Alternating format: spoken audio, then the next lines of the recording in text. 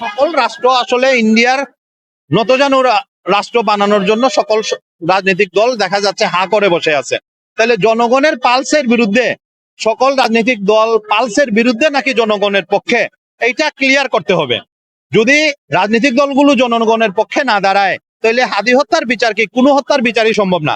যেমন তেজগাঁও কলেজে সাকিব নামের একটা ছেলেকে মেরে ফেলছে আবরার ফাহাদের মতো, সেই ছেলেটার বিচারের কথা তো সামনেই আসতেছে না।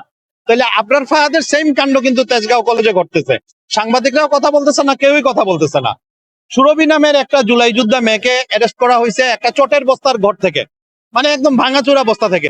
তো যে মেয়ে 50 কোটি টাকা চাঁদাবাজি করছে সে কি এই ধরনের ভাঙাচুরা ঘরে থাকে নাকি? তাইলে এখন যেসব নাটক চলতেছে সেই নাটকগুলোর পিছনে কারা আছে সেটা আসলে একটা বিভ্রান্তিকর। 81 সালের ৭০ সরকারের ইমদুর ঘটনার মতো, ইমদু একটা সন্ত্রাসী ছিল, তাকে একটা মন্ত্রীর বাসায় মিলছিল। তাহলে এখন যে বিভ্রান্তিকর একটা পজিশন তৈরি হয়েছে, এইটা আসলে প্রশাসন এবং প্রশাসনের তৈরি। কারণ বর্তমান উপদেষ্টারা, তাদের কোনো রাজনৈতিক দল নাই, তাদের পাশে জনগণও নাই, তারা একদম একা এবং তারা জনগণ থেকে বিচ্ছিন্ন, কারণ তারা বিদেশে থাকতো। বিদেশ থেকে এসে বাংলাদেশের মানুষ কি চায় তারা জানে না। তাহলে এই ধরনের বুড়া যে ট্যাক্সপেয়ার লোকগুলা দিয়ে যে সরকার চলতেছে, এই লোকগুলার কোমরে জোর নাই, মেরুদণ্ড জোর নাই, তাদের চিন্তা ভাবনায় জোর নাই। তাদের বয়স ৮০-৯০ বছর, তো নিজে হাগামুতাই করতে পারে না, দেশ কি চালাবে?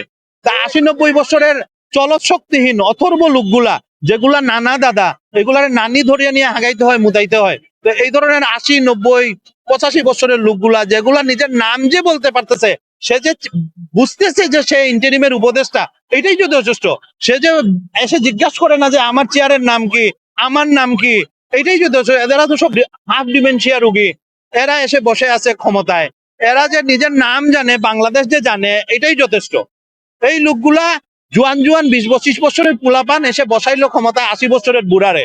এই 80 বছরের বুড়া জীবনে, এর আগে এরা আওয়ামী লীগের পা চাটছে, আওয়ামী লীগের সফটকোর বেনিফিশিয়ারি ছিল এরা। এই লোকগুলা এখন ক্ষমতায় বসে আওয়ামী লীগের কি বিচার করবে? তো আমাদের জুলাইয়ের পরের সরকার সিলেকশন আসলে ভুল ছিল, আমরা সঠিক সরকার সিলেকশন করতে পারি নাই এবং সঠিক সরকারের সঠিক লোক সিলেকশন করতে পারি নাই। এরা নিজেরাই সফটকোর আওয়ামী লীগের ছিল, আওয়ামী লীগের লালিত পালিত উচ্ছিষ্ট জীবী বুদ্ধিজীবী বুদ্ধি ব্যবসায়ী ছিল এরা। এই বুদ্ধি ব্যবসায়ীরা উপদেষ্টা হয়ে দেখছে হাতে আসমান পাইছে। এরা আসলে ভালোভাবে, এদের হোমওয়ার্কও ছিল না কি করবে। পাশাপাশি পুলিশ এবং অ্যাডমিন ছিল চরম ফ্যাসিস্টের অনুগামী। তো ফ্যাসিস্টের বসানো রাষ্ট্রযন্ত্র এখনো কর্মতৎপর। এরা ফ্যাসিস্টের বিরোধী কোনো কিছুকেই সফল হইতে দিবে না। বেসিক্যালি প্রশাসন বর্তমান সরকারকে ব্যর্থ করে রেখেছে। প্রশাসনই আমার ধারণা হাদির হত্যাকারীকে গ্রেফতার করতে যথেষ্ট তৎপর নয়। আমরা একটা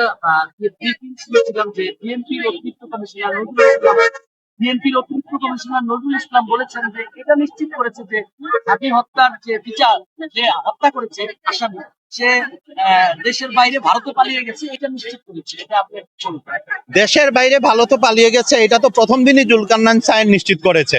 তাইলে ডিএমপির কমিশনার আবার 10 দিন পরে যদি একই কথা নিশ্চিত করে, তাহলে ডিএমপির কমিশনার সাহেব তো জুলকারনাইন সাহেব থেকে 10 দিন পিছনে।